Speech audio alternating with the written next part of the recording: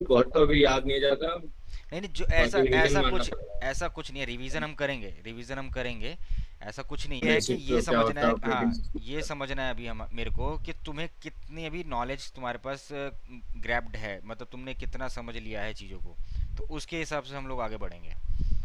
ठीक है, तो पहले मुझे बस उतना बताओ जितना भी अभी तुम्हें तो पता है। ये ऐसा नहीं है कि झिझकाना नहीं है कि भाई रिवीजन करना है, रिवीजन हम करेंगे। हम थ्योरी समझेंगे, रिवीजन भी करेंगे, हाँ। प्रैक्टिकल भी करेंगे, और कंपनी बेस में कैसे काम होता है वो भी करेंगे। क्योंकि देखो, जहाँ पे भी तुम ट्रेनिंग लेने हम्म। जाओगे ना, वहाँ थ्योरी पढ़ा देगा वो तुम्हें, समझा देगा कि थ्योरी थ्योरी थ्योरी थ्योरी पढ़ ली, प्रैक्टिकल प्रैक्टिकल प्रैक्टिकल भी कर लिया, लेकिन एटलीस्ट कंपनी में एक्चुअल काम क्या होता है वो नहीं पता होगा। हज़ार चीज़ें तो सीख ली, लेकिन हज़ार चीज़ें सीखने के बावजूद भी तुम्हें ये नहीं समझ में आएगा कि एक्चुअल में काम कंपनी में कैसे होता है।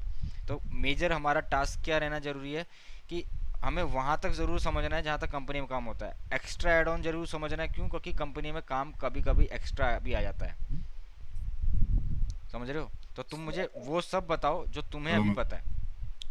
डरने की कोई इसमें वो नहीं है कि भाई हिचकिचाना भी नहीं है कि भाई नया नया है, ऐसा कुछ नहीं है। बताओ। नहीं नहीं, मुझे तभी इंट्रो आता है बस, बाकी कुछ कमांड पता है। हम्म। LS CMD, हम्म। कॉनकैट, फाइल का नेम रीनेम कैसे करते हैं, और ये हम्म। सब बस ज्यादा। मतलब ये भी तुम्हें थोड़ा सा बेसिक बेसिक पॉइंट्स की अंडरस्टैंडिंग है कि कैसे कैसे क्या काम होता है। ठीक है, मैं अभी फिर इस हिसाब से लेके चल रहा हूँ तुम्हारा। ठीक है। हेलो। हाँ, अभी देखो, पहले तो तुम्हारा जो बेस है तुमने पढ़ रखा है लाइनक्स इंट्रो, तुम कह रहे हो। तो लाइनक्स इंट्रो में मुझे बेसिक्स बेसिक्स बताओ, तुम्हें लाइनक्स इंट्रो में क्या क्या थोड़ा सा समझ है, उस हिसाब से फिर हम लाइनक्स इंट्रो को थोड़ा सा एडवांस बना करेंगे। हाँ, लाइनक्स एक ऑपरेटिंग सिस्टम है जो कि यूज किया जाता है डिफरेंट सिस्टम ऑपरेटिंग में। हम्म। बाकी ठीक है, चलो थोड़ा सा अब इसको थोड़ा सा एडवांस करते हैं। ओपन। आवाज़ कट रही है रोहन, थोड़ा नेटवर्क में बैठोगे ना तो थोड़ा सा समझ में भी आएगा, नहीं तो बीच बीच में आवाज़ कटेगी ना, फिर मेरी भी आवाज़ तुम्हारे तक पहुंच के कट कट करके पहुंचेगी। तो हमारी देखो, आवाज। हाँ अभी आवाज़ आ रही है। तो देखो, पहले तो मैं एक चीज़, एक मिनट रुको, स्टैंडिंग को पहले इंट्रोडक्शन के लेवल पे थोड़ा सा इंक्रीज करते हैं। देखो, लाइनिक्स जो तुम समझ रहे हो कि एक ऑपरेटिंग सिस्टम है, ये बिल्कुल ठीक है, लाइनिक्स एक ऑपरेटिंग सिस्टम है। लेकिन लाइनक्स के अंदर भी तुम्हारे पास एक ऑपरेटिंग सिस्टम भी कई तरीके के होते हैं। मार्केट में तुम्हारे को मैं अगर इंटरनेट पे सर्च करके दिखाऊं तो लाइनक्स, अगर तुम सर्च करते हो इंटरनेट पे तो क्या क्या दिखाता है लाइनक्स के बेस में? लाइनक्स क्या है? ठीक है, इसने क्या क्या है? फ्री है, ओपन सोर्स है।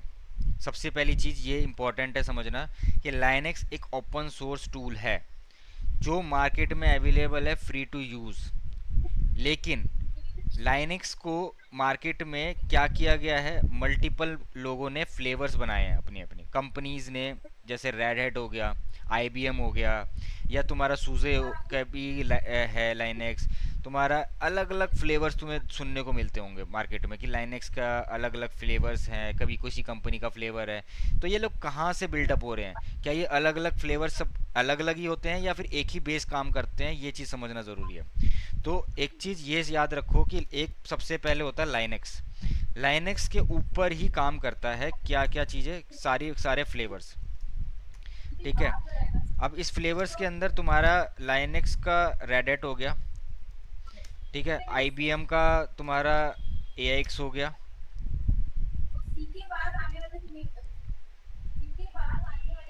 ठीक है, तुम्हारा सूजे भी आ जाता है इसके अंदर। ठीक है, तो सेंटोस भी आता है। हाँ, सेंटोस रेड हैट का पार्ट है। ठीक है, रेड हैट ने भी अपने मल्टीपल फ्लेवर्स मार्केट में लॉन्च कर रखे हैं। कुछ फ्री टू यूज़ है, जैसे कि रेड हैट का सब्सक्रिप्शन, रेड हैट RHEL, जिसे हम लोग सुनते हैं। रेल। हाँ, रेल जो कहते हैं वो RHEL, red hat enterprises Linux है। ठीक है, एंटरप्राइजेज लाइनक्स क्या है कि उसके अंदर तुम्हारे को सपोर्ट देता है रेड हैट। तुम्हारा कुछ बग्स आता है या कुछ चीज़ दिक्कत आती है तो रेड हैट इस चीज़ का वादा करता है कि सब्सक्रिप्शन दे रहा है, और उसको बाय करने से आप लोगों का जो मशीनरीज में इश्यूज वगैरह आते हैं वो सब कुछ सॉर्ट आउट करके देगा। ठीक है, ये है RHEL का सब्सक्रिप्शन। इसके साथ साथ RHEL तुम्हें सेंटोस भी देता है। ठीक है, सेंटोस देने के साथ साथ तुम्हारे पास फेडोरा। ठीक है, ये तीन जो है वो RHL के ही को ब्रांड्स हैं, सेकेंडरी हम्म। ऑप्शंस हैं। अब इसमें फ़र्क क्या है, RHL तुम्हारे को पेड वर्जन है, ठीक है, RHL तुम्हारा पेड वर्जन है, सब्सक्रिप्शन है, और उसे ओपन भी यूज़ कर सकते हो, ओपनली भी तुम यूज़ कर सकते हो, अपने मशीन में डालते हो या कहीं पे कुछ चीज़ बना रहे हो तो उसको भी तुम यूज़ कर सकते हो, ठीक है। सेंटोस थोड़ा सा फ्री टू यूज़ है, जिसके अंदर तुम रेपोजिटरीज देते हो, रेपोजिटरीज के अंदर तुम मैनुअली दे सकते हो, किसी भी थर्ड पार्टी रेपोजिटरीज के साथ भी तुम काम करना चाहते हो कर सकते हो। और थर्ड पार्टी ज़रूरी नहीं है कि तुम सेंटोस के साथ ही करोगे, वो तुम RHL के साथ भी कर सकते हो, लेकिन सपोर्ट नहीं मिलेगा सेंटोस के लिए, और तुम्हारे को RHL पे सपोर्ट फुल फुल मिलता है रेडिट की साइड से, ठीक है। तो ये ऑपरेटिंग सिस्टम के फ्लेवर की खासियत में आता है। सेम एज यूजुअल AX का भी है, AX के अंदर भी IBM का है। IBM के AX का फीचर ये है कि भाई उन्होंने अपना ही एक हार्डवेयर कोर मशीन बना रखी है। हार्डवेयर कोर का मतलब क्या है कि उन्हीं के हार्डवेयर पे AX इंस्टॉल होता है। अगर आप ट्राई करते हो कि किसी थर्ड पार्टी एप्लीकेशन या किसी और हार्डवेयर पे इंस्टॉल करने के लिए, तो उसकी कंपेटिबिलिटी इश्यूज आएंगे। तो उसके लिए अच्छा। IBM, हाँ, तो IBM ने क्या किया हुआ है, अपने मोनोपोली बना रखी है AX के फ्लेवर को अपने ही हार्डवेयर पे इंस्टॉल कराने के लिए। तो X सीरीज के सर्वर्स वगैरह IBM अपना देता है और P सीरीज के सर्वर्स भी अपने देता है, ठीक है। तो मल्टीपल्स हार्डवेयर कंसोल्स मिलते हैं, जो हम बाद में भी समझेंगे कि हम इन ऑपरेटिंग सिस्टम को किन किन मशीन्स पे इंस्टॉल करते हैं मार्केट्स में, क्योंकि मार्केट्स में हार्डवेयर पे ही ऑपरेटिंग सिस्टम इंस्टॉल होता है। हम VM पे बहुत अब आजकल इंस्टॉल करने लग गए हैं। हेलो, हाँ हाँ, आ रही है। हाँ आवाज़ आ रही ना। तो ये चीज़ है अंडरस्टैंडिंग करने की। तो हम धीरे धीरे बेस बनाएंगे, सबसे पहले बेसिक समझेंगे, फिर कमांड्स पे जाएंगे, फिर हम प्रैक्टिकल पे जाएंगे। हम डायरेक्टली कमांड और प्रैक्टिकल्स नहीं करेंगे, ये सीधी सी बात ध्यान रखना, क्योंकि बेस नहीं होगा, जड़ नहीं होगी तो पेड़ पे फल नहीं निकल रहा, ठीक सी बात है, हाँ। समझ रहे हो। तो जरूरी है ये चीज़ समझना कि पहले ऑपरेटिंग सिस्टम जो हम कह रहे हैं वो ऑपरेटिंग सिस्टम है क्या, और वो कितने टाइप के हैं, और सभी में कमांडें अलग अलग होती है या सभी में कमांडें एक जैसी होती है, ये चीज़ समझनी ज़रूरी है, ठीक है। हाँ। तो अब एक चीज़ और याद रखो, AX IBM यूज़ कर रहा है, ठीक है। इसी तरीके से मल्टीपल इंटरनेट पे जाओगे तो मल्टीपल फ्लेवर्स मिलेंगे। क्या मिलेंगे? फ्लेवर्स। फ्लेवर्स हम क्यों, फ्लेवर्स। हाँ फ्लेवर्स क्या फ्लेवर्स है, बोल। हाँ फ्लेवर्स कहेंगे। फ्लेवर्स हम क्यों कहेंगे? क्योंकि एक चीज़ मार्केट में निकाली गई, यूनिक्स, ठीक है, यूनिक्स निकाली गई मार्केट में, यूनिक्स के ही पार्टीशंस बनाए हर कंपनी ने अपने अपने फ्लेवर्स के हिसाब से, ठीक है। तो हम इसे फ्लेवर्स कॉल करेंगे कि रेड हैट अपना एक फ्लेवर है, AX अपना एक फ्लेवर है, ठीक है, सेंटोस अपना एक फ्लेवर है, ठीक है। हेलो, हाँ हाँ, आ रही है। नहीं ये कट रही है ना, मेरी वीडियो सेट अटक गई है, कट गई पता नहीं क्या। अच्छा। हाँ, ठीक है, तो मैं इसलिए सोच रहा हूँ कि नेटवर्क ना जा रहा हो, ठीक है। तो नहीं नहीं। मार्केट में मल्टीपल फ्लेवर्स मिलेंगे तुम्हें, और सब पे दो चीज़ ध्यान रखनी है कि एक पहली चीज़ क्या ध्यान रखनी है कि बेसिक्स, बेसिक्स सब में सेम है, हम्म। ठीक है। और कुछ चेंजेस मिलेंगे फ्लेवर्स में, तो क्या चेंजेस मिल सकते हैं? ज़्यादा से ज़्यादा एडवांस, एडवांस ही एक ऐसी चीज़ है जो हर किसी इन्वायरमेंट का, हर एक फ्लेवर का अपने अपने हिसाब से मॉडिफाइड है, ठीक है। लेकिन मॉडिफिकेशन का लेवल इतना हाई भी नहीं है कि तुम अगर RHL पे बैठ के सीख रहे हो तो तुम्हें AX नहीं आता, ऐसा भी नहीं है। तुम अगर RHL सीख रहे हो तो तुम ये भी कह सकते हो कि तुम्हें AX भी आता है, तुम्हें CentOS भी आता है। कल को तुम्हें कंपनी में काम करने जाते हो, तुम बोलते हो कि भाई वो बंदा बोलता है मेरे पास उबंटू यूज़ हो रहा है, ठीक है, वो बंदा बोलता है कि नहीं मेरे पास ना RHL यूज़ हो रहा है CentOS का, लेकिन हम RHL यूज़ नहीं कर रहे। तो तुम ये नहीं कहोगे उसे कि भाई मुझे CentOS नहीं आता, समझ रहे हो। तुम उसे कहोगे कि मुझे आता है, तुम उसे उसकी कमांडें बताओगे और वो कमांडें उसमें भी चलेंगी, बस फ़र्क कितना हाँ। होगा? RPM पैकेज, ठीक है। अच्छा। एक मैंने क्या यूज़ किया? RPM, RPM हाँ। पैकेजेस होते हैं। RPM पैकेजेस हर मशीन में अपने अपने हिसाब से होते हैं मॉडिफाई। अभी जब हम इंस्टॉलेशन करेंगे ना RHL का या फिर किसी भी मशीन का, तो उसमें बाकायदा मैं तुम्हें दिखाऊंगा कि कितने कितने RPMs इंस्टॉल हो रहे हैं बाकायदा एक मशीन के अंदर, ठीक है। RPM क्या होता है? हाँ, RPM red hat package manager कहते हैं इसे, फुल फॉर्म रेडिट है। पैकेट है। हाँ, रेड हैट पैकेज मैनेजर कहते हैं RPM को, अच्छा। ठीक है। तो हम लोग ये बाकायदा देखेंगे फ्रंट पे कि हम एक मशीन जब इंस्टॉल कर रहे हैं तो मिनिमल और GUI, मिनिमल और GUI का फ़र्क क्या है? CLI एंड GUI, ठीक है, कमांड लाइन इंटरफेस और ग्राफिकल इंटरफेस। ठीक है, तो दोनों में फर्क समझेंगे कि कितने कितने आरपीएम्स की रिक्वायरमेंट हो रही है और क्या डिफरेंशिएट है दोनों के बीचों में। ठीक है, तो ये दोनों चीजें हम लोगों को समझना है आरपीएम को। और इसके बाद हम लोग तीसरी चीज ये भी समझेंगे कि भाई अगर हम लोग किसी चीज में हार्ड ड्राइव लगा रहे हैं सिस्टम के अंदर, की कोई हार्ड ड्राइव एक्सटेंड करनी है, बकायदा बढ़ानी है, तो वो कैसे होगी। ठीक है, क्योंकि एक मशीन के अंदर इन्वायरमेंट में कंपनी के अंदर हार्डवेयर का ऑन कोर मशीन का ज़्यादातर यूज़ नहीं होता डेटा रखने के लिए। अगर डेटाबेस टीम अपना डेटा रखती है या कोई कॉन्फ़िगरेशन रखती है तो उसे एक एक्सटर्नल डेटा चाहिए। क्यों? क्योंकि इन केस ऑफ कंडीशन कल को ये ऑपरेटिंग सिस्टम जो है फट जाता है या कुछ इशू आ जाता है तो उनका डेटा कॉम्प्रोमाइज़ नहीं होगा। ठीक है, तो डेटा उनका सिक्योर रहेगा, उनको सिर्फ रेजिडेंसी मिल जाएगी, रेजिडेंसी के तौर पे उनका डेटा सेकेंडरी नोड पे चला जाएगा।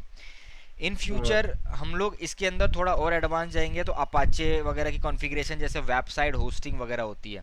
ठीक है, आरएचएल के लिए सिक्योर माना जाता है क्योंकि ओपन सोर्स है, इसमें ज़्यादा वायरस इम्पैक्टेड नहीं होता एज कम्पेयर टू विंडोज़। ठीक है, तो आरएचएल को ज़्यादा सिक्योर और ये माना जाता है क्योंकि उसके अंदर जो फायरवॉल बीचिंग वगैरह होती है वो थोड़ा एडवांस लेवल होती है। ठीक है, इसके अंदर पैकेजेस हम बाकायदा एक एक इंस्टॉल करते हैं और ये ओपनली हम लोग मॉडिफाई करते हैं। टाइम टू टाइम इसमें भी पैच किया जाता है, जैसे विंडोज़ में पैच किया जाता है सेम एज़ यूजुअल इसको भी पैच किया जाता है टाइम टू टाइम। ठीक है, इन मशीन्स को भी हम लोग क्या करते हैं, सिक्योरिटी अपडेट करते रहते हैं टाइम टू टाइम कंपनीज़ में। ठीक है, कंपनीज में काम ऐसे नहीं होता कि आपने एक बार इंस्टॉल कर दिया तो हो गया, नहीं, टाइम टू टाइम हर हफ्ते, हर दिन, 2 दिन, 4 दिन में सिक्योरिटी अपडेट होते हैं। ठीक है, तो इस चीज़ का ध्यान रखना है। और माइग्रेशन भी होता है in case of compatibility issues आते हैं मार्केट में। कभी बार क्या होता है, अपाचे की एक सर्विस है जो अभी आप लोग मान लो कोई मार्केट में यूज़ कर रहा है 4 पॉइंट, मान लो कोई सा वर्जन। ठीक है, अब in case of condition 5 point का कोई वर्जन आ गया, अब लेकिन 5 पॉइंट की एक कंडीशन है, कंडीशन क्या कहती है कि इसको आरएचएल या किसी भी मशीनरी का 9.5 वर्जन या 9.6 वर्जन यूटिलाइजेशन है आरएचएल का। तो अगर आपकी मशीनरीज ऑलरेडी 8 पॉइंट पे चल रही है, 8.6 या 8.5 पे चल रही है आरएचएल के वर्जन पे, तो उसको आपको माइग्रेट करना पड़ेगा नया वर्जन पे। ठीक है, तो हाँ, तो इस चीज़ को ध्यान रखने की ज़रूरत है और ये कंपनीज में फॉलो होता है प्रोसेस। ठीक है, हाँ, अब हम लोग पूरे कोर्स के एंटायर कोर्स में स्टार्टिंग के फेज से क्या क्या समझने वाले हैं अब ये देखते हैं। लाइनक्स का इंट्रोडक्शन, किस तरीके से लाइनक्स काम करता है, आर्किटेक्चर क्या है और चीज़ों को आइडेंटिफिकेशन कैसे की जाती है लाइनक्स के लिए। इंस्टॉलेशन प्रोसेस देखेंगे ताकि हम लोग प्रैक्टिस कर सकें चीज़ों को लेकर के किस तरीके से हम लोग वीएम पे इसको काम करेंगे।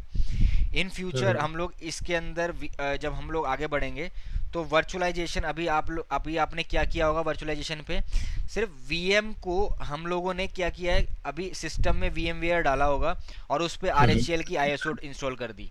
ठीक है, बस इतना किया होगा। लेकिन कंपनी में प्रोसेस ऐसे नहीं होता, हम लोग वीएम का ये फ्री वर्जन इंस्टॉल नहीं करते, कंपनी में यूज़ होता है वीएमवेयर EXSI। ठीक है, इंटरनेट पे सर्च करोगे EXCI करके है। ठीक है, वो हम बकायदा एक होस्ट मशीन पे शेयर्ड यूज़ करते हैं। ठीक है, और उसके बेस पे हम लोग आरएचएल बेस इन्वायरमेंट रेडी करते हैं। ज़्यादा डिफ्रेंशिएट नहीं है, नेटवर्क का पार्ट आप ले लो या ओएस का पार्ट ले लो, सब कुछ सेम रहने वाला है, कोई वही चेंजेस। ना, प्रीमियम वर्जन होता है उसमें, हाँ फ्री वर्जन। प्रीमियम, हाँ प्रीमियम कह लो, स्ट्रक्चर्ड कह लो, स्ट्रक्चर्ड कहना ज़्यादा बेहतर है, स्ट्रक्चर्ड मिलेंगे इन्वायरमेंट आपको। ठीक है, अब इन्वायरमेंट स्ट्रक्चर्ड हो जाता है तो कंपनी उस बेस पे काम करती है, टिकटिंग पे काम करती है। हम लोग ये भी समझेंगे इन फ्यूचर कि भाई अगर जॉब के प्रोसेस से चलना है तो मार्केट में जैसे कंपनी कोई काम कर रही है तो टिकट्स पे कैसे काम करती है, किस तरीके से फॉलो अप करती है, क्या प्रोसेस रहता है, तो वो सब हम लोग इस पूरी स्ट्रक्चर्स में समझने वाले हैं ताकि प्रॉपर एक जब तुम इंटरव्यू देने जाओगे तो कल को ये क्वेश्चन नहीं आएगा कि तुम्हें इंटरव्यू पे रिजेक्शन मिल रहे हैं। ठीक है, ये चीज़ नहीं आएगी थ्योरेटिकली में भी। ठीक है, तो इसलिए हम तीनों स्ट्रक्चर को लेके फॉलो करते हुए चलेंगे प्रोसेस को। ठीक है, इंट्रोडक्शन के बाद हम लोग समझेंगे accessing with the command line.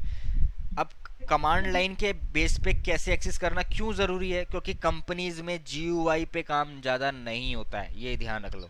GUI का यूटिलाइजेशन कब इन्वायरमेंट में आता है, जब आपकी एप्लीकेशन की रिक्वायरमेंट थी कि उसको GUI ही कंसोल चाहिए, ठीक है। अच्छा। तो ही इन्वायरमेंट में कोई इन्वायरमेंट का कोई ऐसी मशीन पर्टिकुलर मिलेगी तो तुम्हें CLI की जगह GUI पे इंस्टॉल होगी, ठीक है। तो ये ध्यान रखना है। तो हम उसको ज़्यादातर जो कमांड करेंगे वाया पुट्टी यूज़ करेंगे, CLI। जैसे हाँ CLI करेंगे, वाया पुट्टी करेंगे, या तो मोबा एक्सट्रीम करेंगे। मैं बताऊंगा हम्म। धीरे धीरे कि कौन कौन से टूल हम लोग मार्केट में यूज़ करते हैं वाया कंसोल लेने के लिए, ठीक है। कंपनीज में कई बार पुट्टी को भी सिक्योर किया जाता है, ठीक है। कई सेक्टर्स में पुट्टी भी सिक्योर होती है, डायरेक्टली आप पुट्टी नहीं ले सकते इन्वायरमेंट ये में। वायर ये सॉरी, वायर कंसोल क्या होता है? वायर कंसोल क्या मैंने बोला, सॉरी,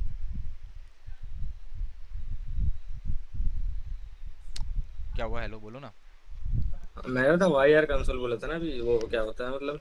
हाँ कंसोल मतलब कंसोल समझाऊंगा, यही चीज़ समझाऊंगा। कंसोल VMware अभी तुम ले रहे हो, VMware ऐसे हम्म। नहीं लिया जाता, VMware वाया कंसोल भी लिया जाता है कि कुछ इशू अच्छा। आ गया इन्वायरमेंट में तो कंसोल के थ्रू। अभी कंसोल क्या होता है ये हम धीरे धीरे पढ़ेंगे, धीरे धीरे समझेंगे, तो इन्वायरमेंट में आएगा। अभी मैं तुम्हें बता दूंगा ना, तुम्हारे दिमाग से बाउंस मार देगा कि कंसोल हाँ। क्या होता है क्या नहीं होता। जब हम VM को थोड़ा सा स्टडी करेंगे ना, VM के बारे में थोड़ा सा स्टडी करेंगे, तब हमें समझ में आएगा कि हाँ कंसोल ये होता है, इन्वायरमेंट में चीज़ें ऐसे इंस्टॉल होती है और चीज़ें ऐसे काम करती है, ठीक है। हम्म। तो इस चीज़ को स्टेप बाय स्टेप लेके चलेंगे हम लोग। हम लोग एकदम से जंप नहीं मारेंगे कि भाई हमने ये सीखा, हमने डायरेक्टली इंस्टॉलेशन पार्ट सीखे, हमने कमांड लाइन सीखना चालू कर दिया, नहीं, ऐसा नहीं करेंगे आप लोग, ठीक है। स्टेप बाय स्टेप चलेंगे ताकि दिमाग में बैठ सके।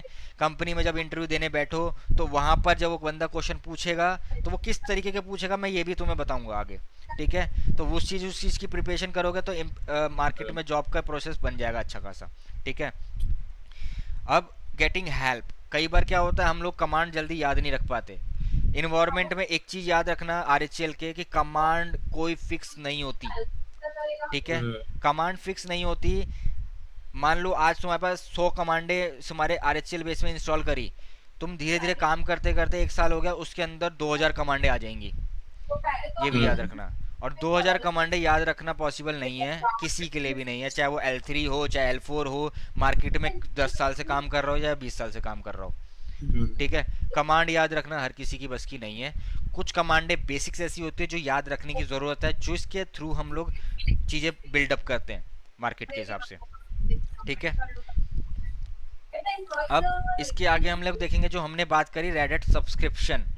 अभी हमने बात करी ना, रेडिट हमारे को सब्सक्रिप्शन बेस्ड इन्वायरमेंट देता है, सपोर्ट वगैरह देता है, कैसे करते हैं। हाँ। तो हम लोग एक टेस्टिंग इन्वायरमेंट भी बनाएंगे जिसके अंदर हम लोग सैटेलाइट, रेडिट सैटेलाइट के थ्रू, मतलब उनके सपोर्ट को के थ्रू हम लोग इंस्टॉल करेंगे एप्लीकेशन को, चीज़ों को इंस्टॉल करके ट्राई करेंगे कैसे क्या काम करती है, सब चीज़ हम लोग समझेंगे इसके अंदर, ठीक है। हम्म। और ये चीज़ भी समझना क्यों ज़रूरी है, कई बार हमारे पास पैकेजेस मार्केट के जो होते हैं ना वो मिलते नहीं हैं, डिपेंडेंसी इश्यूज आते हैं। मतलब करंट डिपेंडेंसी इश्यूज का मतलब क्या है कि मान लो कि किसी कोई एक आदमी है, उसे खाना खाने के लिए हाथ की ज़रूरत है, अब उसकी मशीन में वो हाथ ही अवेलेबल नहीं है तो वो उसको उसको वो हाथ लगाना पड़ेगा, हम्म। समझ रहे हो। तो वो हाथ की ज़रूरत इसलिए है, और वो अगर हाथ मार्केट में कहीं और हमें नहीं मिल रहा थर्ड पार्टी, वो अनसिक्योर्ड होती है, तो वो ट्रस्ट बिल्ड के तौर पर RHL हमें एक सब्सक्रिप्शन देता है जो हम यूज़ करते हैं वाया रेड हैट के सैटेलाइट के थ्रू, ठीक है। हम्म। तो इसलिए हमारे हम लोग इसे भी समझेंगे क्योंकि कई इंफ्रास्ट्रक्चर में वाया लोकली भी इंस्टॉलेशन प्रोसेस चलता है और रेड हैट सैटेलाइट के थ्रू भी इंस्टॉलेशन प्रोसेस चलता है, अच्छा। ठीक है। तो कुछ पैकेजेस हमें लोकली भी मिल जाते हैं और कुछ पैकेज हमें थर्ड पार्टी भी मिलते हैं और कुछ पैकेज हमें सैटेलाइट के थ्रू मिलते हैं, तो ये चीज़ समझने वाली बात है, ठीक है। अब हायरार्की, हायरार्की क्या, विंडोज़ में आपने देखा होगा C ड्राइव मिलती है, D ड्राइव मिलती है, ठीक है। हम्म। हम लोग डबल क्लिक करते हैं उसमें अपनी फोल्डर रखते हैं, ठीक है। हमने एक मूवी के नाम से फोल्डर बना लिया, हमने एक डायरेक्टरी बना ली स्टडी के नाम से, हमने एक ट्यूशन के नाम से बना लिया, हमने एक एक्सेल बना लिया, हमने एक पर्सनल यूज़ बना लिया, इस तरीके से हम डायरेक्टरीज रखते हैं। डायरेक्टरीज के अंदर हम लोग फाइल्स रखते हैं, फाइल्स में मेरी एक एक्सेल पड़ी है, मेरे एक इसके अंदर टेक्स्ट फाइल पड़ी है, इसके अंदर मेरी एक एप्लीकेशन का गेम्स का फोल्डर पड़ा है। तो इस तरीके से हम लोग ट्री स्ट्रक्चर रखते हैं। सेम एज यूजुअल हमें यही चीज़ समझनी है कि RHL में भी कैसे हम लोग स्ट्रक्चर रखते हैं, ठीक है। ये चीज़ समझना क्यों ज़रूरी है, क्योंकि हमारी चीज़ें ओपन है। विंडोज़ के अंदर कई चीज़ें क्या देखते हो कि चीज़ें लॉक होती है, सिक्योर होती है, हम उसे एक्सेस नहीं करते, हमें परमिशन देनी पड़ती है, हम लोग उसको तब देख पाते हैं, करते हैं ऐसी, हाँ सर्च करना पड़ता है, देखना पड़ता है। लेकिन यहाँ पे क्या है कि आपको सब कुछ वाइडली ओपन मिलेगा, आप जहाँ पे भी जाओ पाथ में देखो समझो करो। अगर आप एडमिन हो तो एडमिन हो तो सब कुछ घुस सकते हो, सब कुछ देख सकते हो, तो आपको हर चीज़ ओपन मिलेगी। एक गलत हाँ कमांड, एक ये भी याद रखना, एक गलत कमांड पूरा इंफ्रास्ट्रक्चर फाड़ सकती है, मतलब पूरे इंफ्रास्ट्रक्चर को खराब कर सकती है एक गलत कमांड, ये याद रखना। तो वो एक हाँ गलत कमांड के लिए ही हमें पूरे आर को थ्योरेटिकली एंड प्रैक्टिकली दोनों चीज़ों तरीके से समझना है, ताकि इन केस ऑफ कंडीशन हम फ्यूचर में अगर काम करने जाते हैं हम इन्वायरमेंट में, तो वो चीज़ इम्पैक्ट ही ना करे हमारे एंड पे, और हम हाँ मार्केट के हिसाब से बेटर बेस्ट रिजल्ट दे सकें। ये चीज़ हमारे लिए ज़रूरी है। तो वो एक कमांड कौन सी है, इसी चीज़ को समझने के लिए पूरा आर भी ज़रूरी है, ठीक है, और यही बिल्ड करेगा हमारे को, ठीक है। तो हाई हिरारकी समझना यहाँ इसलिए ज़रूरी है। अब managing files and command line editing way के थ्रू, अब जैसे कि हम लोग क्या यूज़ करते हैं, नोटपैड खोलते हैं, ठीक है, विंडोज़ में नोटपैड ओपन करा, हमने कुछ भी टिक टिक टिक टिक करके लिख दिया, नाम लिख दिया, my name is Rohan, my name is, I am doing this types of task, I am doing फलाना टिमकाना, सब कुछ लिख करके हम लोग सेव एज पे या सेव क्लिक करके फाइल सेव हो जाती है। सेम हाँ एज यूजुअल हम लोग इसमें भी समझेंगे कि इसमें हमारे पास कितने टाइप के एडिटर हैं और हम किस तरीके से एडिटिंग कर सकते हैं अपनी फाइल को, कोड को। कई बार इंफ्रास्ट्रक्चर में फाइल रखी जाती है कोड के थ्रू, कोडिंग रखी जाती है, जैसे अपाचे इंस्टॉल हो रहा है, डेवलपर कोई सिस्टम में फाइल रखता है, उसका वेबसाइट बना रहा है, डिज़ाइनिंग कर रहा है, तो वो सब कोड को एडिट करना कैसे है ये ज़रूरी है समझना, समझ रहे हो। तो हाँ उस चीज को समझने के लिए भी हमें एडिटिंग टूल्स समझना पड़ेगा जो इसके अंदर अवेलेबल है फ्री टू यूज के हिसाब से, ठीक है। और आरपीएम अगर अवेलेबल नहीं है, जो अभी हमने नीचे आरपीएम की बात करी पैकेज की, ठीक है, अगर वो पैकेज अवेलेबल नहीं है तो पैकेज कंपलसरी है तो डाउनलोड करना है, और कई इन्वायरमेंट में ज़रूरी नहीं है तो वो डाउनलोड नहीं करना है। और वो अवेलेबल है तो कहाँ मिलेगा ये भी चेक करने की स्ट्रेटजी है, ठीक है। हाँ, जैसे हम लोग विंडोज़ के अंदर कंट्रोल पैनल में जा करके देख लेते हैं, भाई ये मेरे पास सॉफ्टवेयर इंस्टॉल है, अब इसके मैं ये चीज़ें यूज़ कर सकता हूँ, कर सकते हैं ना विंडोज़ के अंदर ये चीज़। तो एज़ यूजुअल सेम यहाँ पे भी हम लोग यूज़ कर सकते हैं, ठीक है।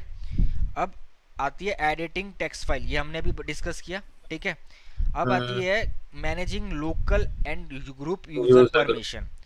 विंडोज़ के अंदर कई बार आपने देखा होगा ग्रुप यूज़र परमिशन जल्दी नहीं मिलती, वो एक प्रॉपर एक एडमिन राइट्स होता है, एडमिन राइट्स के ग्रुप्स के मैनेजमेंट को डालते रहते हैं हम लोग। अगर आपने विंडोज़ पे काम किया है, अगर नहीं किया है तो भी कोई दिक्कत नहीं है, वो भी हम साथ साथ थोड़ा बहुत समझेंगे ना, तो अंडरस्टैंडिंग बैठेगी कि विंडोज़ में ऐसा होता है तो आर में ऐसा होता है। हम विंडोज़ में थोड़ा सा ग्राफिकली देखेंगे कि हाँ ये विंडोज़ का ग्राफिकली ऐसा ऐसा काम कर रहा है, तो आर में पुट्टी में ये फलाना टिमकाना ऐसे ऐसे काम कर रहा है। क्यों ज़रूरी है, विंडोज़ और इसके अंदर अंडरस्टैंडिंग अच्छी बैठेगी, ठीक है। तो इसलिए हम दोनों ही इन्वायरमेंट, जहां विंडोज़ की रिक्वायरमेंट होगी ना, मैं तुम्हें विंडोज़ के हिसाब से भी समझाऊंगा, ठीक है। और जहां आर समझ में आ सकता है जिस बेस्ट लेवल पे, मैं उस लेवल पे तुम्हें समझाऊंगा, ठीक है। अब यूज़र लेवल और ग्रुप लेवल परमिशन क्या है कि तुम एक मशीन में 10 बंदे यूज़ कर रहे हो सिस्टम को, ठीक है। अब तुमने कोई क्रिटिकल डेटा रख दिया सिस्टम के अंदर, तो भाई वो एक्सेसिबल हर किसी को तो नहीं दे सकते ना भाई, वो दूसरा बंदा डेटा डिलीट कर देगा तो तुम्हारा तो लग गया ना, तुम्हारी तो दिक्कत हो जाएगी। तो वो चीज़ को सिक्योर करने के लिए भी हम पॉलिसीज़ लगाते हैं। पॉलिसीज़ इन द सेंस हम लोग परमिशन देते हैं कि कौन मेरे उस फाइल को एक्सेस कर सकता है और कौन इसको फाइल को एक्सेस नहीं कर सकता है। तो मल्टीपल टाइप्स ऑफ परमिशंस हम लोगों को इंफ्रास्ट्रक्चर में हाई लेवल मिलता है इसके अंदर सिक्योरिटी, ठीक है, कि कौन सा बंदा इसके अंदर लॉगिन कर रहा है तो कौन सा बंदा इसको एक्सेस नहीं कर सकता। क्यों नहीं कर सकता, सिर्फ देख सकता है, मैं सिर्फ कहूँगा कि सिर्फ देख सकता है तो वो सिर्फ देखेगा, उसमें एडिट करने की ट्राई करेगा तो एडिट नहीं कर सकता, ठीक है। तो अलग अलग तरीके की परमिशंस भी होती हैं, सूडोस परमिशंस वगैरह, ये सब जो मैं बता रहा हूँ ना ये अभी समझ में नहीं आएंगी कि सूडोस, हो सकता है तुमने पढ़ा हो तो तुम्हें समझ में आ रहा हो कि सूडोस क्या हो रहा है, लेकिन वो इन डेप्थ जो हम लोगों को समझना है कि एक्चुअल काम क्या है, वो लर्निंग ज़रूरी है, ठीक है। क्योंकि मार्केट में हमने हाइलाइट्स तो पढ़ लिए कि हाइलाइट्स ये बोल रहे हैं, ये करता है, लेकिन एक्चुअल हमारे को काम कंपनी के हिसाब से करना है और उस हिसाब से ही हमें समझ के चलना है, ताकि कल को हम लोगों को दिक्कत ना आए कंपनी में काम करने से, ठीक है। अब ACL भी क्या है, ACL भी वही चीज़ है, परमिशन, स्पेसिफिक स्पेशल परमिशंस देने का। एक परमिशन होती है एक नॉर्मल परमिशन जो एंटायर यूजर्स के लिए यूज होती है, एक होती है परमिशन टाइप जो सिर्फ स्पेसिफिक यूजर्स के लिए लगती है कि ये बंदे को ही देनी है मुझे, भले ही सिस्टम के अंदर 1000 यूजर्स हों, भले ही सिस्टम के अंदर 1000 ग्रुप्स हों, ठीक है, लेकिन मैं सिर्फ एक ही ग्रुप को कह रहा हूं कि मेरे पास अगर तू उस ग्रुप का पार्ट है तो मेरी इस फाइल को एक्सेस कर, चला यूज कर, मुझे कोई दिक्कत नहीं। लेकिन अगर तू उस ग्रुप का पार्ट नहीं है, भले ही तेरे को मैंने वो देखने का राइट्स दे रखा है, तो तू उसके अंदर कुछ नहीं कर सकता। ठीक है, तो ये है स्पेशल परमिशंस का टास्क। कुछ कमांड्स आरपीएम्स जो यूज कर रहे हैं, आरपीएम्स जो भी हमने वर्ड यूज किया, आरपीएम्स में भी क्या है, स्पेशल राइट्स परमिशंस होती है कि सिर्फ रूट है अगर तो तू वो यूज कर सकता है, कमांड को चला सकता है अपनी मशीन में, अगर तो रूट नहीं है तो तू नहीं चला सकता, सीधी सी बात है। तो उसके लिए भी जरूरी है कि स्पेशल परमिशन देनी है कि भाई पर्टिकुलर यूजर जो रोहन है, रोहन मेरा एडमिन है, पर मैं उसको रूट नहीं दे सकता। इन्वायरमेंट में रूट डायरेक्ट एक्सेस नहीं होता किसी भी इन्वायरमेंट में, ठीक है, ये याद रखना है। और अगर रूट एक्सेस नहीं है और यूजर एक्सेस कर रहा है सिस्टम को, तो उसे अगर पर्टिकुलर कमांड का ही पर्टिकुलर एक्सेस चाहिए तो वो हम स्पेशली उसी यूजर को कैसे दे सकते हैं, 1000 यूजर्स में से किसी एक को, तो उसके लिए स्पेशल परमिशन यूज होगी। ठीक है। आरपीएम सॉफ्टवेयर इंस्टॉलेशन, कल को डेटाबेस, तुमने डेटाबेस पढ़ा, तुम्हारा अच्छा है डेटाबेस, ठीक है, तुम्हें चाहिए कि अब सिस्टम के अंदर डेटाबेस इंस्टॉल करना है, कैसे इंस्टॉल होगा? अब विंडोज़ तो है नहीं कि डबल क्लिक किया, लॉन्च किया, फाइल की एंट्रीज वगैरह दी और सिस्टम में डेटाबेस इंस्टॉल, ऐसा तो नहीं है। GUI बेस जाते हो तो पॉसिबिलिटी है तुम्हें click click click click next मिल जाएगा, RHEL में भी, जो हमने स्टार्टिंग में दो चीज़ें बात करी थी, CLI और GUI का। लेकिन अभी मैंने स्टार्टिंग में भी क्या बोला था, कंपनीज में CLI ज़्यादा यूज़ होता है, GUI बहुत मेजर रिक्वायरमेंट के हिसाब से ही यूज़ होता है। ठीक है, और ये भी क्यों होता है? परफॉर्मेंस के हिसाब से, परफॉर्मेंस सिस्टम की बढ़ाने के लिए हम लोग CLI यूज़ करते हैं। अब क्यों? क्योंकि GUI यूज़ होता है तो उसकी ग्राफिक्स होती है, उसका मल्टीपल टास्क होता है, उसकी इंफ्रास्ट्रक्चर हाई लेवल हो जाती है, तो उस वजह से मशीन का कंजप्शन कितना हाई हो जाता है, रैम कितनी यूटिलाइजेशन हो जाती है। तो जब मेरा सारा रिसोर्सेज ग्राफिक्स एंड अदर चीज़ों को ही यूटिलाइजेशन में चला जाएगा, तो मेरी हार्डवेयर कॉस्टिंग कितनी ज़्यादा बढ़ जाएगी, बढ़ जाएगी कि नहीं बढ़ जाएगी? तो ऑब्वियस ही बात है, हार्डवेयर कॉस्टिंग इंक्रीज हो जाएगी। तो उस चीज़ को शॉर्ट करने के लिए CLI बेस मिनिमल कर देते हैं, ताकि मेरी मशीनरीज की एप्लीकेशन का जो डेटा है वो मैं अपने रिसोर्सेज के लिए यूज़ कर सकूं, अपने एप्लीकेशन के लिए यूज़ कर सकूं, ठीक है, और मेरे को कम कंजप्शन पड़े मशीन का। ठीक है, तो हम वो लोग वो इंस्टॉलेशन भी सीखेंगे प्रॉपर स्ट्रक्चर में कि सिस्टम के अंदर इंस्टॉलेशन के कितने मेथड्स हैं और क्या क्या तरीके से हम सिस्टम में इंस्टॉल कर सकते हैं एप्लीकेशंस को। क्योंकि मैंने अभी बीच में तुम्हें एक चीज़ और समझाया था कि इंस्टॉलेशन का मेथड RHEL सब्सक्रिप्शन से भी है, दूसरा थर्ड पार्टी टूल से भी इंस्टॉलेशन करते हैं हम लोग, तीसरा लोकल मशीनरीज, लोकल ISO के पास भी कुछ RPMs होते हैं तो हम लोग वहाँ से भी इंस्टॉल करते हैं। ठीक है, तो ये 3 बेस से भी हम लोग मशीनरीज में यूज करते हैं। ठीक है, फिर से बताना, तीनों तरीके समझ लो, लिख लो, चीजें लिखते रहना, ये चीज याद से। पहला मेथड है सब्सक्रिप्शन। सब्सक्रिप्शन क्या? उस कंपनी का जो सपोर्ट है वो सब्सक्रिप्शन के थ्रू हम लोग एप्लीकेशन इंस्टॉल करते हैं। दूसरा मेथड है हम लोग third party tool, third party मतलब वाइडली अवेलेबल जो है, इंटरनेट पे अवेलेबल है, उसके RPM पैकेज डाउनलोड करके उस तरीके से भी हम लोग इंस्टॉल करते हैं एप्लीकेशन को। थर्ड चीज लोकली ISO, मतलब जिससे हमने ISO इंस्टॉल करी है, मतलब जिससे हमने विंडोज ऑपरेटिंग सिस्टम इंस्टॉल किया है, उसके अंदर भी इनबिल्ट हजारों RPMs अवेलेबल होते हैं। ठीक है, तो उसके थ्रू भी हम लोगों को कई सारे पैकेज मिल जाते हैं, तो हमें third party and widely subscription पे जाने की जरूरत नहीं पड़ती है, जो हम लोग इंस्टॉलेशन के पार्ट में ये चीज़ समझेंगे। ठीक है, अब रिमूवल मीडिया, स्क्रीन तो मेरी दिख रही है ना तुम्हें? हाँ, अब आती है रिमूवल मीडिया। रिमूवेबल मीडिया में क्या होता है कि तुम्हारा डेटा किस तरीके का डेटा? पेन ड्राइव का डेटा, CD लगाते हो, CD का डेटा। ठीक है, रिमूवेबल डेटा तुम्हें RHEL में अटैच करते हो। वैसे तो most probably pen drive deny है सारे इंफ्रास्ट्रक्चर्स में, अलाउ ही नहीं होती पेन ड्राइव लगाना सिस्टम के अंदर, ये याद रखने की बात है। ठीक है, कंप्लाइंस का इशू होता है पेन ड्राइव लगाना हार्डवेयर कंसोल पे। जब हम हार्डवेयर लेवल पे समझेंगे ना थोड़ा सा मशीनरीज को, कि कंसोल कैसे लेते हैं, क्या होता है मार्केट में, क्या क्या टूल्स अवेलेबल हैं, किस तरीके से हम लोग यूज़ करते हैं, जब हम इसको समझेंगे तब हमें पता चलेगा रिमूवेबल मीडिया हम लोग कैसे अपनी मशीन में अटैच कर रहे हैं। अब in case of condition machine के अंदर तुम्हारे कुछ टेक्स्ट फाइल कॉपी करनी है, तो कॉपी करने के लिए भी हमें पेन ड्राइव अटैच करनी पड़ रही है। पेन ड्राइव अटैच करने के बाद हमें उसको माउंट करना पड़ता है। माउंट क्या है, हम इंफ्रास्ट्रक्चर से समझेंगे तब पता चलेगा माउंट क्या होता है। माउंट मतलब सीधी सी बात है, जैसे हम लोग पेन ड्राइव अटैच किया तो सिस्टम में हमारे को सी ड्राइव में डी ड्राइव के साथ साथ एक ड्राइव और दिखती है विंडोज़ में। हाँ। हम उस पर डबल क्लिक करते हैं, लॉन्च करते हैं, खुल जाती है, डेटा दिख जाता है सारा का सारा जो उस पेन ड्राइव का होता है। सेम एज यूजुअल इसमें एक प्रोसेस है, प्रोसेस के तौर पे हम लोग इसमें अटैच करते हैं। डायरेक्टली लगाने के बाद भी हमें एक्सेस नहीं होती है, इसमें ऑटो अटैच का ऑप्शन नहीं होता है। ठीक है, ये चीज़ हमें समझनी है। ठीक है, मॉनिटरिंग।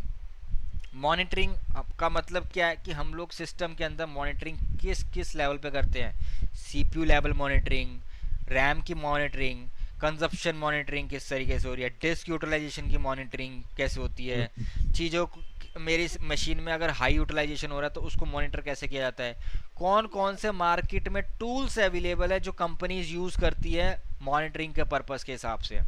ठीक है, वो भी हम लोग देखेंगे। हम लोग बाकायदा एक मशीन पे टेम्प्रोरी बेसिस पे इंस्टॉल करेंगे और उसको समझेंगे ये चीज़ को लेकर के कि कैसे हम लोगों का मॉनिटरिंग यूज़ हो रहा है, कैसे उसके अंदर हमारे पास मेल्स आती है, मेल्स भी ट्रिगर होती है। जैसे आपका थ्रेशोल्ड 80% पे सेट है, अगर 80% से डिस्क यूटिलाइजेशन 81 हो गया गलती से, ठीक है, अगर तुम्हारे सिस्टम में स्टोरेज जो है भरते भरते भरते भरते 80 से ज़्यादा चली गई, 81 हो गई, तो वो टिकट भी जनरेट करेगा तुम्हारे टिकटिंग टूल पे, साथ साथ मेल भी ट्रिगर होगी।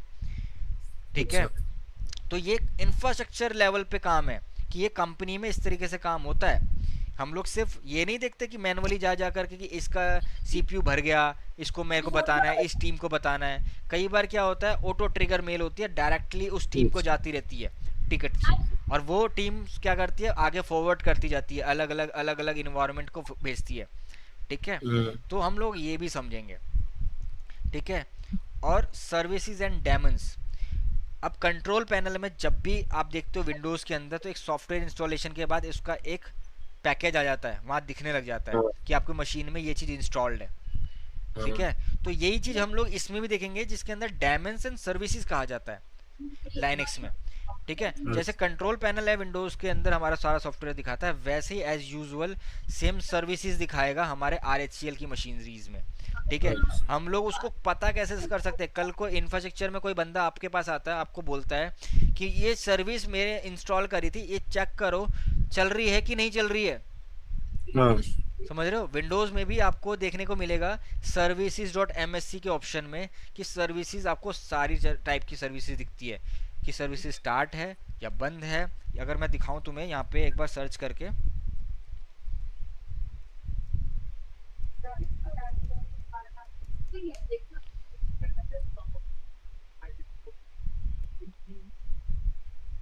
देखो ये देख रहे हो ना, यहाँ पे कितनी सारी सर्विसेज मेरे मशीनरीज में एक्टिव है, रनिंग है। देख रहे हो, रनिंग दिख रही है, ये वाली रनिंग दिख रही ये है। बाकी कुछ बंद पड़ी हुई है, ऑलरेडी सर्विसेज बंद पड़ी हुई है, मिनिमल पे स्टॉप्ड है, देखो ये स्टॉप्ड पड़ी हुई है।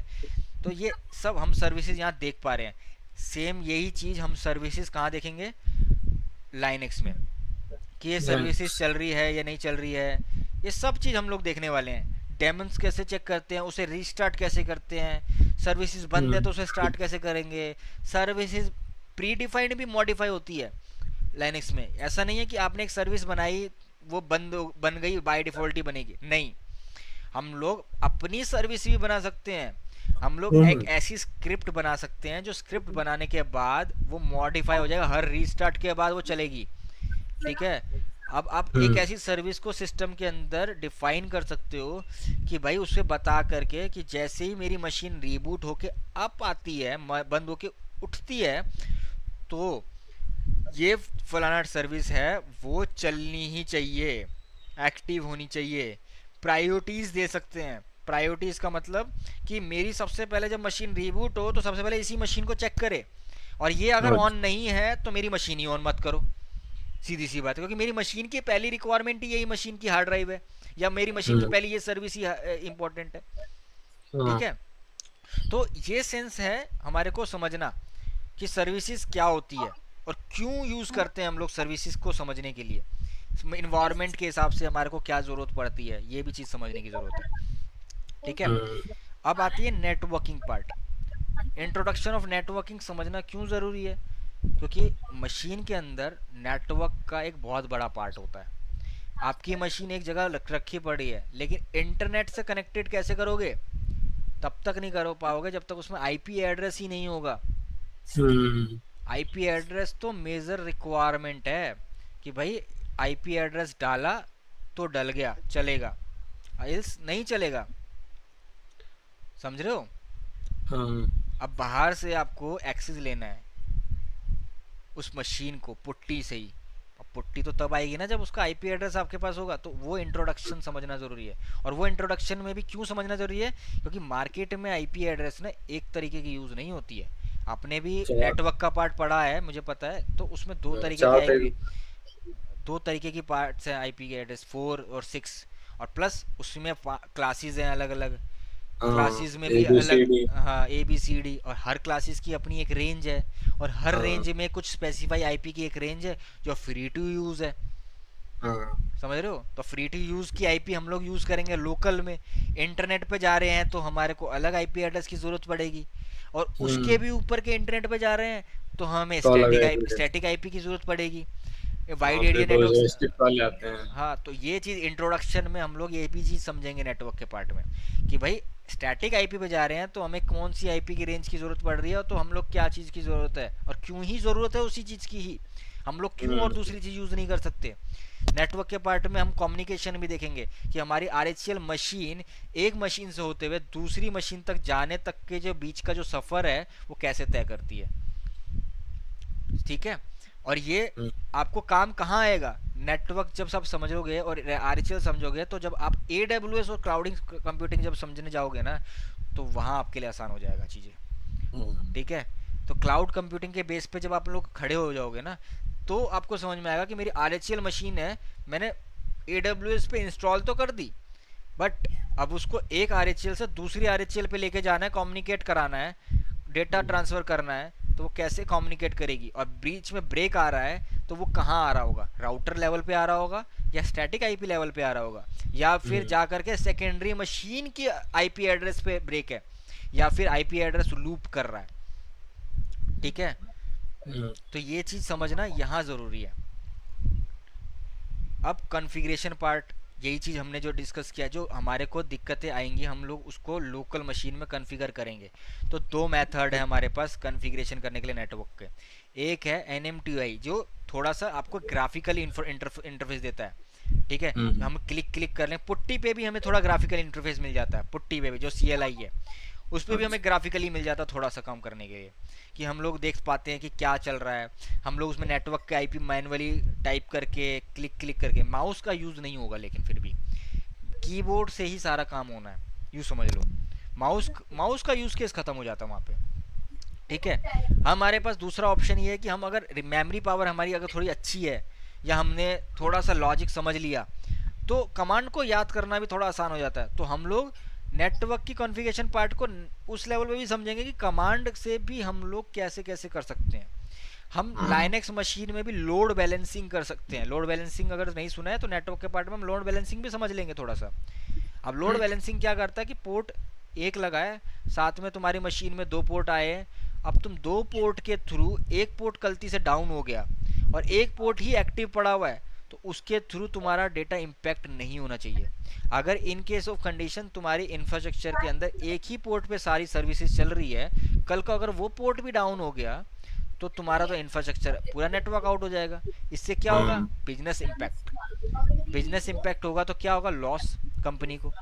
तो कंपनी 3 से 4 पोर्ट लेके चलती है, चारों पोर्टों को सेग्रीगेट करती है, चारों पोर्टों के सेग्रीगेशन में एक बॉन्ड बनता है। बॉन्ड क्या होता है वो हम समझेंगे नेटवर्क के पार्ट में, कॉन्फ़िगरेशन जब समझेंगे।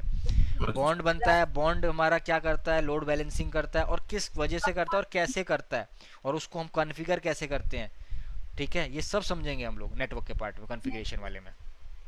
ठीक है, अब रही बात एसएसएच और कॉन्फ़िगरेशन की। एसएसएच कॉन्फ़िगरेशन क्यों ज़रूरी है? जब हम पुट्टी लेते हैं तो काम किससे करता है? एसएसएच के थ्रू ही करता है। ठीक है, एसएसएच के थ्रू करता है। हम लोग उसको कहीं से भी एंटायर इंटरनेट से हम लोग उस पोर्ट नंबर को ट्रिगर करेंगे तो वो हमारी उस मशीन के अंदर जा कर के हमें एक्सेस देता है पुट्टी का। ठीक है, और कई इंफ्रास्ट्रक्चर में एसएसएच अलाउ ही नहीं होता। और बढ़िया बात ये, कई कंपनी में कंसोल से लेते हैं, कई कंपनी में हम लोग डायरेक्टली एसएसएच लेते हैं, लेकिन पोर्ट डिफरेंट होता है। अब पोर्ट डिफरेंट होता है और पोर्ट कैसे डिफरेंट होता है वो भी हम कॉन्फ़िगरेशन में समझेंगे। ठीक है, और वो चेक करेंगे कि कैसे कैसे हमारे पोर्ट नंबर डिफाइन होते हैं सिस्टम के अंदर, हम चेक कैसे कर सकते हैं। ये चीज़ें भी समझनी ज़रूरी है, क्योंकि इंफ्रास्ट्रक्चर लेवल पे ज़रूरत पड़ती है इस चीज़ की भी कंपनीज में, कि पर्टिकुलर मशीन, हर मशीन अपना एक पोर्ट नंबर लेके चलती है अपने साथ। ठीक है, जो हमें पर्टिकुलर उसी को असाइन करने का यूज़ होता है। आजकल मार्केट में डॉकर यूज़ हो रहा है, कुबरनेटिस यूज़ हो रहा है। वो डॉकर। हाँ, तो वो भी क्या यूज़ करता है? अपना एक पोर्ट नंबर यूज़ करके ही कम्युनिकेशन कराता है। आईएसओ तो इंस्टॉल हो जाता है लोकल में, लेकिन उसकी एप्लीकेशन को रीच करने के लिए हमें एक पोर्ट नंबर चाहिए। एनजीनेक्स अगर इंस्टॉल हो रहा है एनजीनेक्स, तो उसके लिए हमें एक पोर्ट नंबर 80 स्पेसिफाई चाहिए। अगर तुम्हारी सिस्टम के अंदर पोर्ट नंबर 80 ऑलरेडी यूज है तो क्या होगा? तो बार बार तो वो उसी को ट्रिगर करेगा ना जहां से उसको वे ऑफ पाथ मिला हुआ है। तो हम राउट्स भी समझेंगे। राउट्स का क्या खेल है कि पर्टिकुलर पोर्ट से आएगा अगर ट्रैफिक, पर्टिकुलर आईपी के पर्टिकुलर पोर्ट नंबर से ट्रैफिक अगर आ रहा है तो वो इसी सिस्टम के इसी मशीन को ट्रिगर करे, इसी पे जाकर के यूटिलाइजेशन हो, और वो इसी पे जाएगा सीधा सीधा। वेबसाइट उसकी ये वाली खुलनी चाहिए, दूसरी वेबसाइट नहीं खुलेगी। ठीक है, तो वो हम सब समझेंगे इस पूरे केस ऑफ सिंटेक्स में। तो अभी इसमें थोड़ा सा मुझे, अब देखो अभी हमने थोड़ा सा इंट्रो लेवल टाइप समझ लिया कि हम लोग कोर्स में आगे क्या क्या समझने वाले हैं, क्या क्या करने वाले हैं। अभी इसमें कुछ डाउट्स है तुम्हारे तो तुम मुझे बताओ। अब इसको जीरो बॉक्स से करके देखो पढ़ने को ही एक्सेल बॉक्स में लगा के उसी को इरेज कर लो। हेलो, ये एसयू आईडी परमिशन क्या होती है? स्पेशल परमिशन बताया ना, स्पेशल परमिशन होता है। अच्छा, हाँ, सुपर यूजर की परमिशन कहोगे इसे। ठीक है, वाईयूएम यम होता है रेपोजिटरी इंस्टॉलेशन के लिए। आरपीएम जैसे हम लोग इंस्टॉलेशन का पार्ट समझेंगे ना, तो आरपीएम जैसे समझेंगे तो हम उसी पार्ट में ये समझेंगे कि मेथड कितने हैं एप्लीकेशन को इंस्टॉल करने के लिए। ठीक है, एक एक पैकेज इंस्टॉल करना, एक बारी में मल्टीपल पैकेज इंस्टॉल करना, डिपेंडेंसीज आती है पैकेज को लेकर के। जैसे मैंने हाथ वाला एग्जांपल दिया था कि शरीर को चलने के लिए पैर चाहिए, खाना खाने के लिए हाथ चाहिए, तो ये बेसिक डिपेंडेंसीज है हमारे बॉडी की। तो ऐसी किसी एक एप्लीकेशन को इंस्टॉल कर रहे हैं तो उसकी एक डिपेंडेंसीज होती है, वो समझेंगे हम जब हम इंस्टॉलेशन पार्ट पे जाएंगे ना, समझेंगे थोड़ा इसको भी कि कैसे हम लोग डिपेंडेंसीज को रिजॉल्व करेंगे। ठीक है, ये सर्विस एंड डेमन्स वाला बताना दोबारा। Service and daemon same as usual, जैसे तुम्हारा कंट्रोल पैनल है विंडोज़ का, सेम यूजुअल वैसे ही यूज़ होगा। कंट्रोल पैनल जैसे तुम्हारे को ये दिखाता है कि तुम्हारी सर्विसेज सिस्टम में क्या क्या इंस्टॉल्ड है, ऐसे ही तुम्हारे सिस्टम के अंदर लाइनक्स के अंदर ये चीज़ चेक करने के लिए सर्विसेज यूज़ होती है। सर्विसेज की एक चेक करने की एक कमांड है, सिस्टम CTL करके, सर्विसेज करके। ठीक है, डेमन्स एक कॉल है, वर्ड है। तुम्हारी सर्विसेज जो इंस्टॉल हो रही है ना वो डेमन्स कहलाती है लाइनक्स में। ठीक है, तो उसे हम डेमन से रिप्रेजेंट करते हैं कि हमारे सिस्टम में डेमन इंस्टॉल है कि नहीं है, ये डेमन इंस्टॉल है कि नहीं है। इंफ्रास्ट्रक्चर में ऐसे बात होती है, ये डेमन चेक करो, ये सर्विस चेक करो। कुछ लोग तुम्हें सर्विस बोलेंगे, कुछ लोग तुम्हें डेमन बोलेंगे, तो वहाँ पे कंफ्यूज नहीं होना है। Daemons as like same usual service से डिफ्रेंशिएट नहीं है इसमें ज़्यादा कुछ, वही चीज़ है कॉल का बस। हाँ, इतना हो गया। ठीक है, अभी इंट्रोडक्शन हमने समझ लिया है। अब नेक्स्ट क्लास देख करते हैं। नेक्स्ट कल इंट्रो में थोड़ा सा इंट्रो समझेंगे, थोड़ा एडवांस में। इंट्रो में हम लोग कल क्या समझेंगे कि स्ट्रक्चर्ड कैसे कैसे होते हैं, थोड़ा स्ट्रक्चर थोड़ा समझेंगे कि कैसे कैसे स्ट्रक्चर काम करता है। बेसिक अंडरस्टैंडिंग ये ज़रूरी है, क्योंकि इसके बगैर तुम ये नहीं समझ सकते कि तुम काम कहाँ कर रहे हो। तुम्हें पता ही नहीं चलेगा तुम सी ड्राइव में डायरेक्टरी बनाई है या तुमने कहीं और डायरेक्टरी बना दी। Directory in the sense folder, समझ रहे हो। तो ये चीज़ के लिए हमें स्ट्रक्चर का लेवल समझना ज़रूरी है, हायरार्की समझना ज़रूरी है कि तुम फाइल बना रहे हो तो एक्चुअल कहाँ बना रहे हो। ठीक है, तो नेक्स्ट क्लास में हम लोग ये थोड़ा सा कवर अप करेंगे। ठीक ठीक है, चलो बाकी जो कुछ डाउट्स वगैरह हो तो व्हाट्सअप कर लेना, कोई दिक्कत नहीं है। कुछ पूछना ठीक हो बता देना।